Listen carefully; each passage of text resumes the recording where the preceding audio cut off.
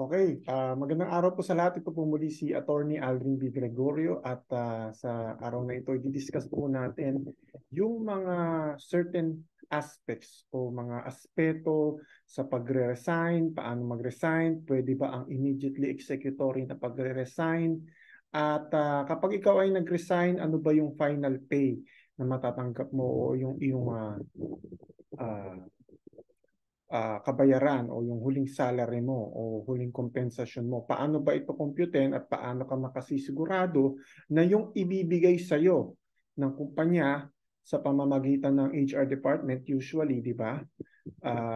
Syempre, with the auspices of the accounting department ay tama.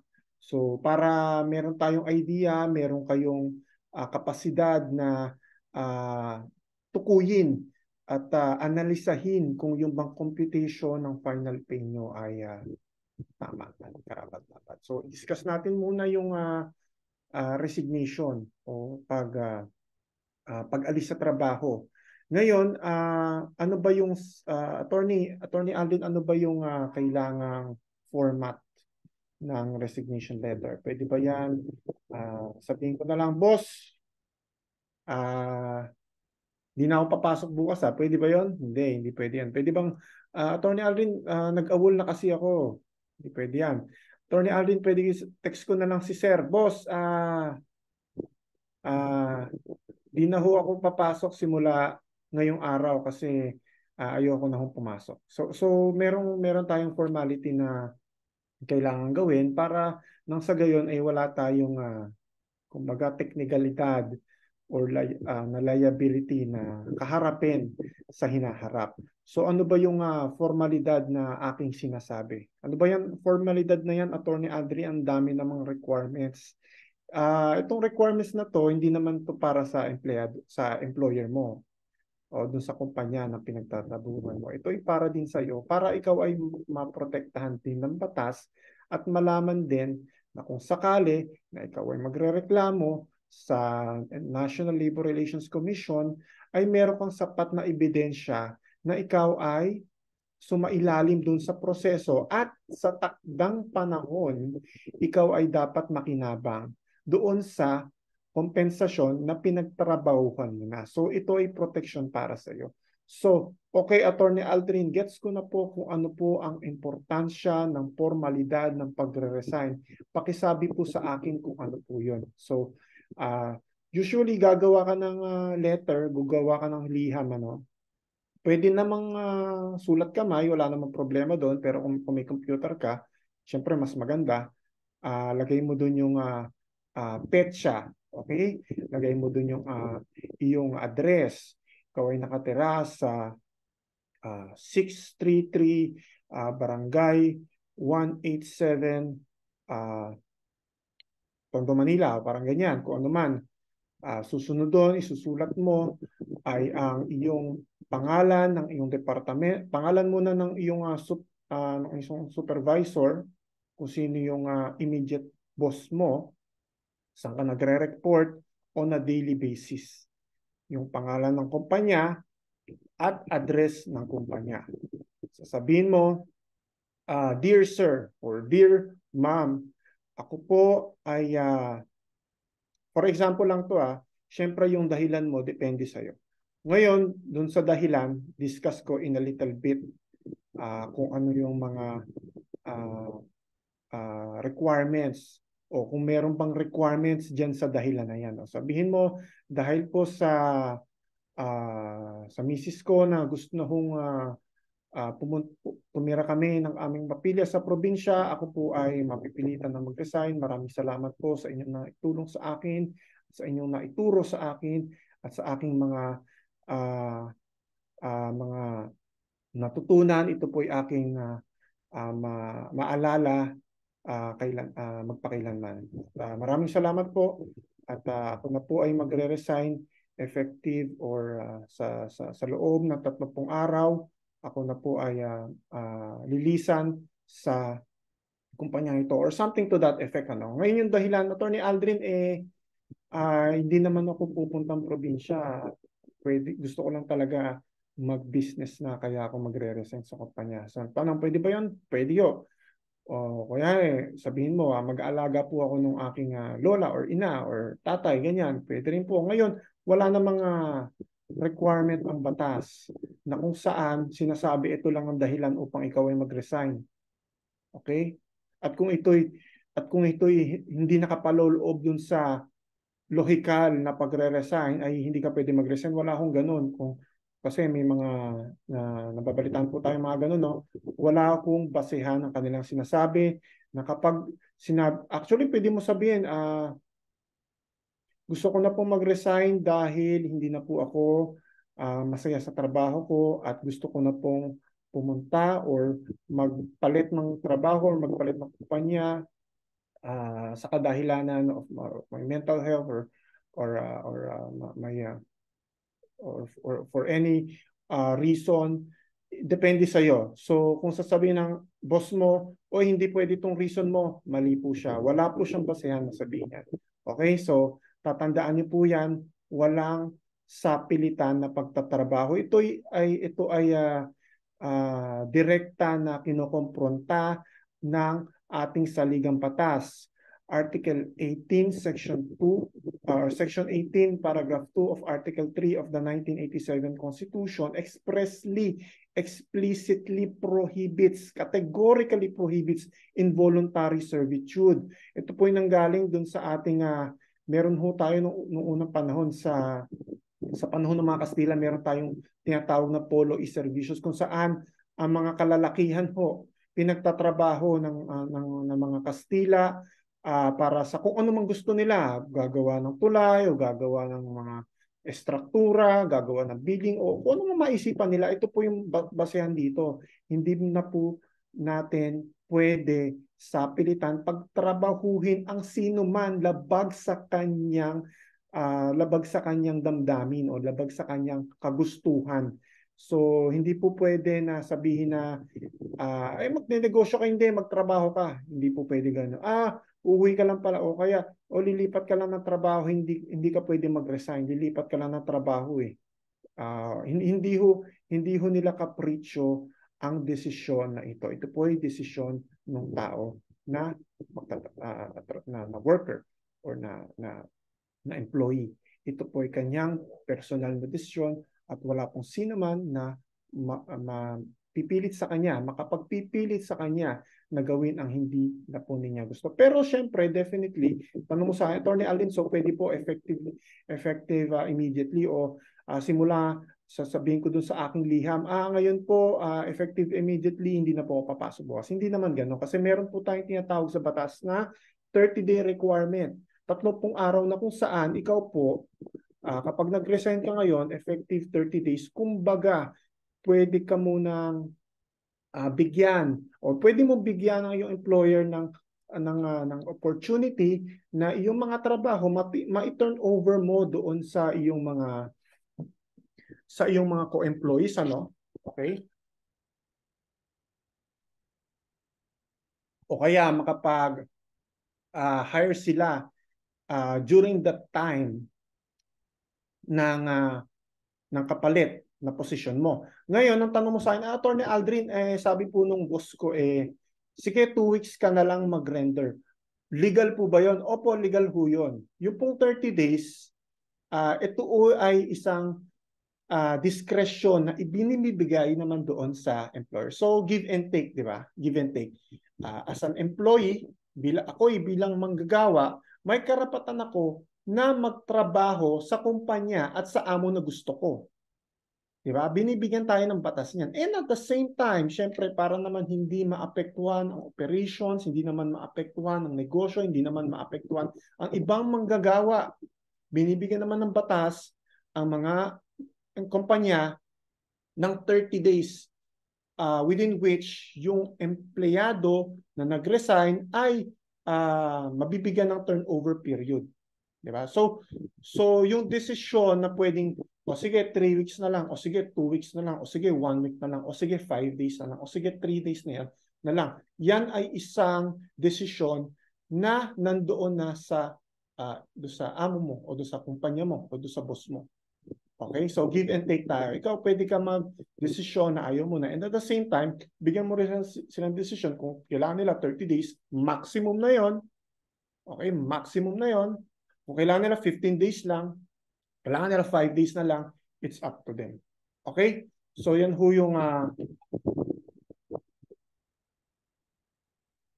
mga requirements o kondisyon para sa pagre-resign. Ngayon, talakayin natin yung isa pang pinaka mahirap or pinaka concern ng mga empleyado na umaalis na sa kanilang kumpanya, which is the final pay. So, Attorney Aldrin, okay na po. Ako, nag-tender na po ako ng resignation effective 30 days. At ako po ay at ako po ay wala na sa kumpanya at ako po ay naghihintay na lamang ng aking huling sweldo. So, ano ho ba ang aking matatanggap? Yung sweldo ko lang ho ba matatanggap ko o may iba pa? So, yun yung tatalakayin natin in this video. So kapag ikaw ay nag-resign, ang unang-una mong tatandaan, makakatanggap ka ng ito yung mga bare minimum na dapat mong matanggap. Pwede ka pa makatanggap ng iba in addition to dun sa mga i-discuss ko ngayon. So for example, kapag ikaw ay isang empleyado na nag-resign ka, ang dapat matatanggap mo, unang-una, syempre, yung iyong last pay. Okay? Yung iyong last pay. So, kukumputin natin later yan, yung last pay mo. So, last pay mo, dapat matatanggap mo yan. Pangalawa, yung cash equivalent ng iyong service incentive leave. So, pag-usapan natin later paano kumputin yan. Pero, i-discuss ko lang din na yung service incentive leave, ito yung 5 days na ibinibigay ng batas kapag ikaw ay nakapag-render or nakapagtrabaho sa isang employer ng at least 1 year of service. Meron kang service incentive leave. Diba? So dalawa na ang kailangan mo makita dun sa iyong final payslip, Dalawa na yan. Yung isa yung final pay mo, yung salary mo na pinagtrabahuhan mo na hindi pa nababayaran. Pangalawa, SIL mo. So pag-usapan natin later on kung paano kumpitin yung tamang SIL na yan. So pangatlo, yung 13th month pay. Siyempre, yung 13th month pay, usually, di ba, ang 13th month pay, binibigay yan not later than December 24 of every year. Yun yung nakalagay sa batas, sa Memorandum Order number 28 ng ating former President Corazon Aquino, August 13, 1986, that modified PD 851. So sabi dun sa batas na yun, lahat ng rank and file employees are entitled for 13th month pay. Ibig sabihin, yung equivalent of 1 month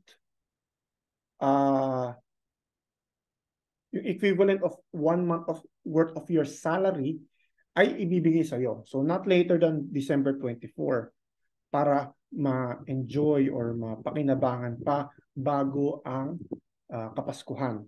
Tama? So, isa yan. So, final pay, SIL, at 13th month pay. Ngayon, itong tatlong to, ito yung bare minimum na dapat mo matanggap. Kasi pwede ka makatanggap, kunyari doon sa kampanya nyo, meron kayong sick leave, vacation leave, at other leave. Kailangan makuha mo rin ang cash equivalent niyan. Okay? Kung meron kayong retirement pay, o kaya meron kang income tax, for any excess tax withheld ng kumpanya mo, kailangan matanggap mo rin yan. O kaya meron kayong collective bargaining agreement dun sa kumpanya nyo, kailangan mo matanggap din yan, yung cash ban or deposits to be returned to the employee. Kung mayroon, kailangan matanggap mo rin yan. Pero ang bare minimum na dapat mong matanggap na sinasaad ng batas, yung final pay mo na pinagtrabahuan mo na, yung SIL mo na entitled ka na, at yung 13th month pay, which is pro rata. So kung 10 months, pro rata for 10 months, kung 9 months, pro rata for 9 months, and so on and so forth. So ngayon, tignan natin kung paano ba computing ito. So mag-ano ko ng Excel file para matignan natin at maanalisa at makita ang tamang pag-compute ng final pay. Okay? So ako ay mag-share screen. Yan. So,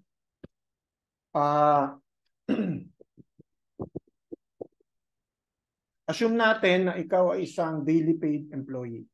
So for purposes of our discussion, ikaw ay isang daily paid employee sa Metro Manila na tumatanggap ng 610 pesos every day. Okay? Isa kang manggagawang Pilipino kung saan sa bawat araw na ikaw ay nagtatrabaho, nakatatanggap ka ng 610 piso kada araw. Okay? 610 pesos a day.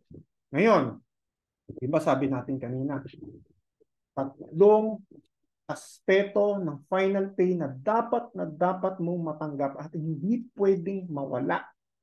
Okay? Yung final pay proper, pinagtrabahuan mo na SIL at 13 month pay. So 610 pesos, unahin muna natin yung final pay. O para hindi magulo, sabihin natin final pay proper. Okay, kasi yung final pay na sinabi ko kanina, final pay proper plus SIL plus 13 month pay. So unahin natin yung final pay proper. Okay? So assume natin na ikaw ay ang pasok mo 6 days a week. Okay? Assuming natin na ang pasok mo ay 6 days a week.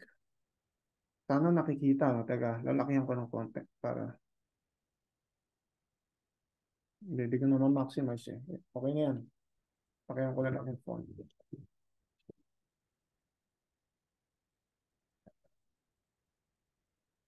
Masyado malaki. Okay.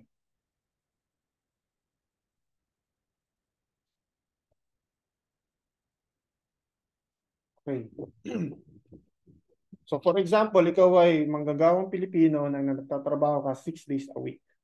Okay? So, ang computation dyan, ganito.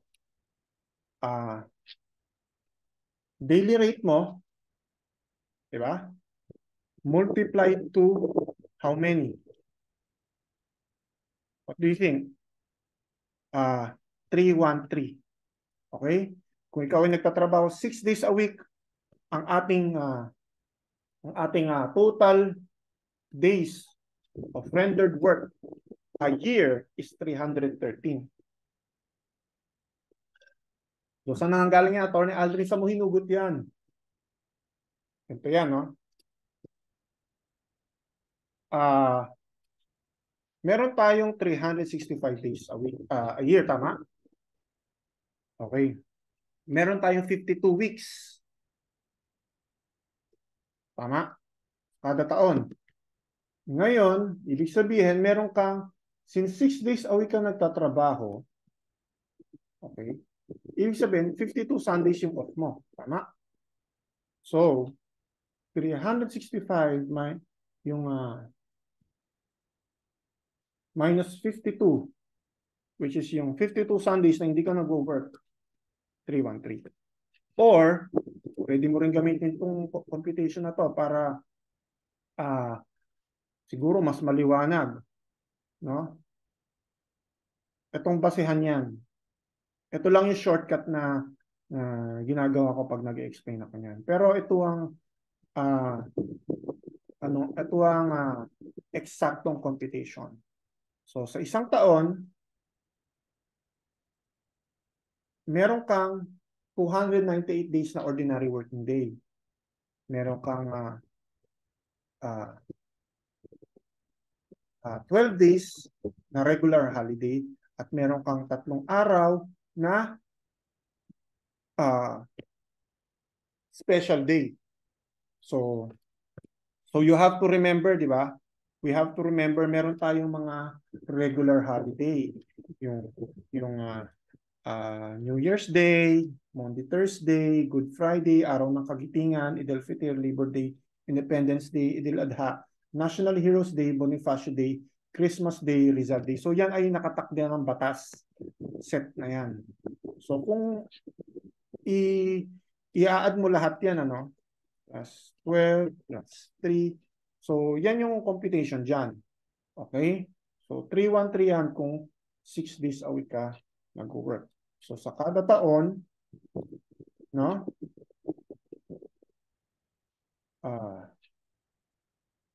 Kada taon,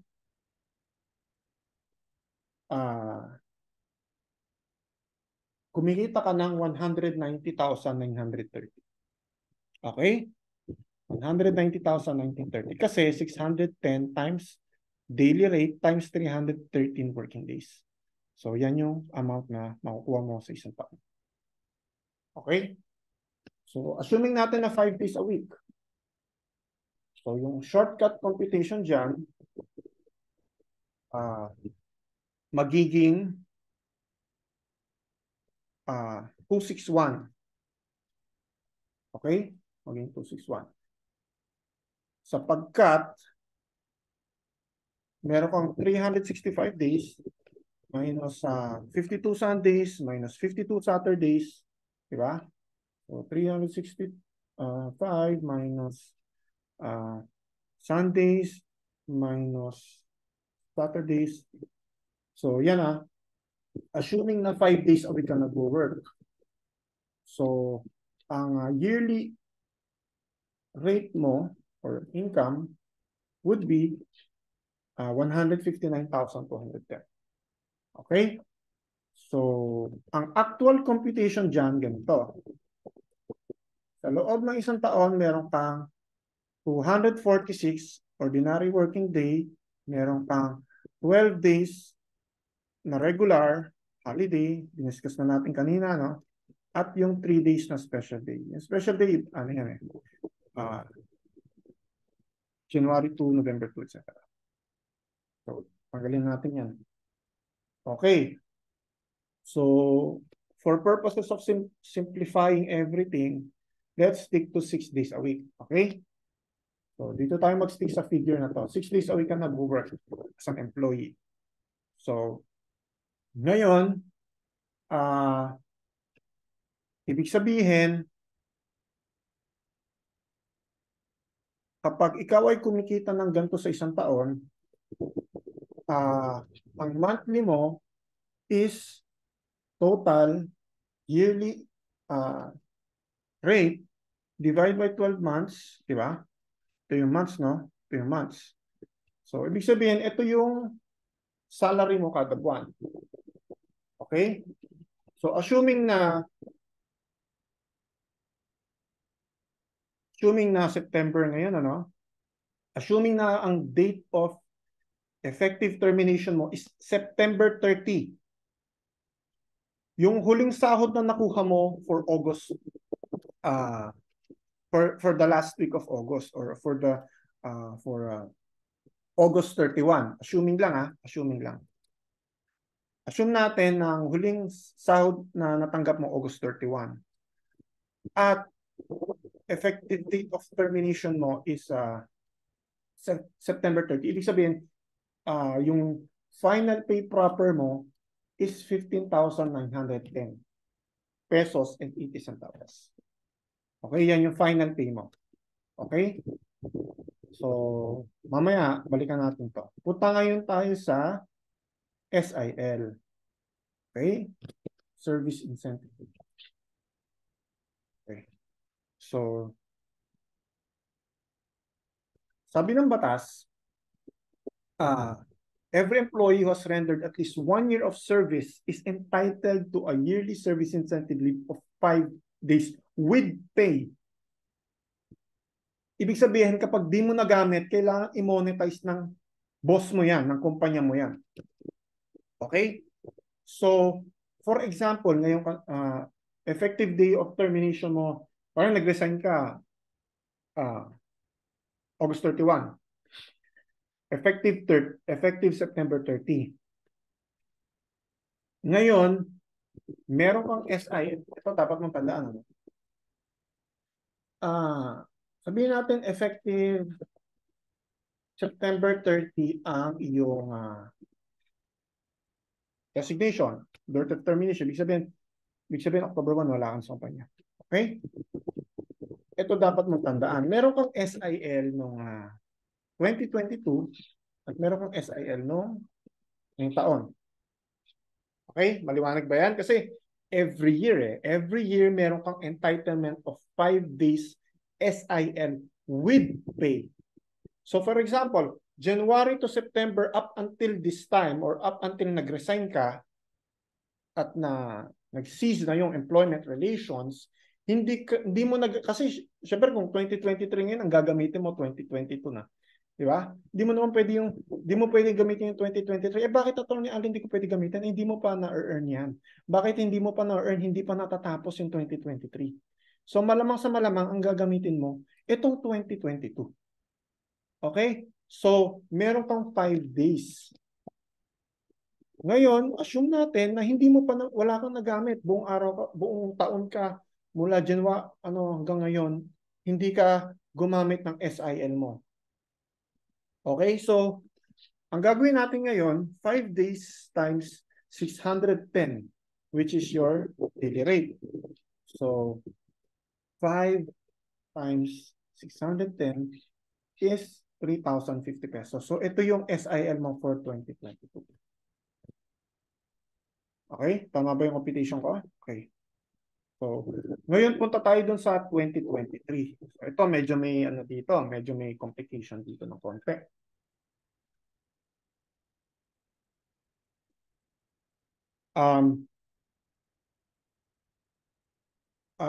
Sabi natin kanina, effective 30 September ang iyong resignation or ceasing of the employment relations.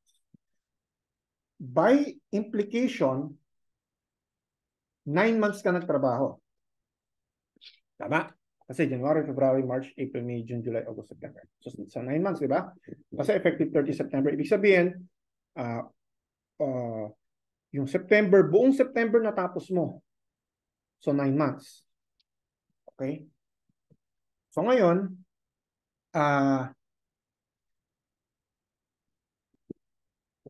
9 months divided by ito basta isipin mo months to na. 9 months divided by 12 months. Okay? Times 5 days, which is your entitlement for SIL for every year. Bakit 9, bakit 12, bakit 5? 9 kasi ito lang yung natrabaho mo for the entire year. 12 months kasi syempre 12 months a year. At ito after mo matapos supposedly yung year, saka maging entitled for the actual 5. So kung na-comply mo yung 12 months, 12 divided by 12, 1 times 5, ibig sabihin entitled ka sa 5. Pero since 9 months lang yun na work natin, ipoprorata natin, di ba? So compute natin. Okay? 9 divided by 12 months. So, ibig sabihin na work mo 0.75 year. So, 0.75 times 5 equals 375. Ito ngayon yung ating i-multiply sa 610. 610 times 3.75. So, ito ngayon yung entitlement mo for SIL 2023. Ngayon, another way of computing this is to determine the accrued SIL for every month. So, we will arrive at around or the same amount, but just a different computation. Para lang alam mo na. sinabi natin na meron kong entitlement of 5 days for every year. 5 days for every year. So, meron tayong 12 months for every year, tama. At meron kang 5 days entitlement of SIL for every year. So, i-divide mo ngayon yan, 5 days, spread out mo sa 12 buwan. Okay? Yun yung implication yan, di ba? Ibig sabihin yung 5 araw na SIL mo, i-spread out mo sa 12 buwan para nang sa ganon, malaman mo kung every month ilan bang SIL ang natatanggap ko. Okay? So, yan yung natatanggap. Actually, 0.42 is okay. Mas eksakto lang yung 4.16 or 4.17. Okay? So, yan yung natatanggap mo. So, January, meron kang 0.416 na SIL. February, meron kang additional 0.416 na SIL. March, meron kang additional 0.416 na SIL. Ngayon, ito na yung monthly mo, no, na SIL. Ngayon, i-multiply ngayon natin yan sa 9 months kasi yun yung na-work mo, di ba? So, 0.416 or 0.417, depende dun sa kung saan mo i-round off lang. Times 9 months. Okay? 3.75. Again, 3.75 times your daily rate of 610. Okay. So, delete na natin yan. So, ang SIL na entitlement mo is 2022 plus 2023 equals 5338. Okay, so ito yung final pay proper mo, ito yung SIL. Okay, yan yung SIL. So, punta ngayon tayo sa 13th month pay. Okay?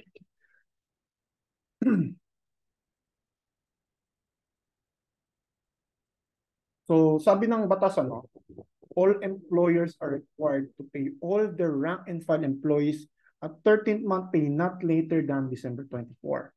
However, in our case, syempre, hindi ka nga umabot ng December 24 hanggang September 30 ka lang.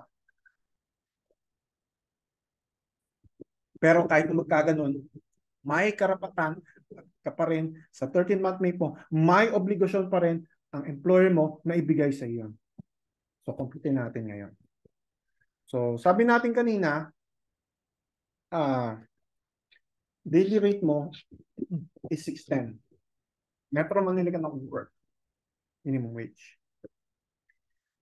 Meron kang 313 days a year. Kasi nga, 6 days, di ba? 6 days a week ka ako mag-work. Monday to Saturday. Ngayon, magkano yung total mo for every year? So, daily rate times total working days for every year equals to your annual income. Annual rate. Okay? Ito yung annual rate. Ngayon, i-divide natin to sa 12 para makuha natin yung monthly income. Tama ba? Hanggang yung ating computation. Yan. So, ito yung monthly mo, no, di ba? So, attorney, yan ba matatanggap ko? 15,110. Kasi di ba? 1 month eh. So, 1 month yan. Ibig sabihin ba yan na matatanggap ko? Hindi. Hindi mo matatanggap to. Meron pa tayong i-compute kasi nga 9 months lang yung na-work natin. Okay? So, ito, kung monthly na to, i-multiply natin sa 9 months. Okay? Medyo malaki ano tong number na to, kaya i-maximize natin ng konti. So, monthly times 9 months of monthly times monthly multiplied to 9 months of total work. So, 143,197, di ba? So, ito ngayon yung gagamitin nating factor o ito yung gagamitin nating yearly, ito yung gagamitin nating kumbaga parang divisor kung saan natin i-compute yung 13th month May po. Okay? Kasi dapat ito dapat ito yung amount na i-deduct natin divided by 12. Pero since 9 months ka lang, instead na itong number na to, itong amount na tong i-divide natin sa 12, ito. Okay? Kasi nga 9 months lang. So divided by 12, okay? 143,000 divided by 12. Okay, so 11,099.33. Okay, so yan yung 13th month pay mo. So total of final pay mo, final pay proper plus SIL plus 13th month pay equals 33,181.45. So all in all, ito yung bare, as I said earlier, no, ito yung itinatakda ng batas na matanggap ng isang empleyado kapag siya ay nag-resign. Okay, syempre iba yung usapan doon kapag merong kapag ikaw ay terminate due to authorized causes o ikaw ay tinanggal due to just causes, ibang usapan yan. So pag-usapan natin yan in a later video para hindi tayo masyado matagal dito. So tanggal ko natin share screen. Paano ba tanggalin ito? Okay, so yan yung computation. So sa video na to, just to summarize everything, paano mag-resign, ano ang factors na kailangan i-considera sa pagre-resign, ano ang tamang dahilan sa pagre-resign, at paano computein step by step ang final pay na ikaw ay entitled under the law. So I hope that you are able to learn a thing or two in this video. If you have any questions, please comment on the section below. Kung meron ka pong kakilala na makatutulong itong video na to, please feel free to share it to them. And I owe you a lot gratitude for finishing this video, just finishing this video alone. I'm very thankful. And until next time, this is Attorney Aldrin P. Gregorio.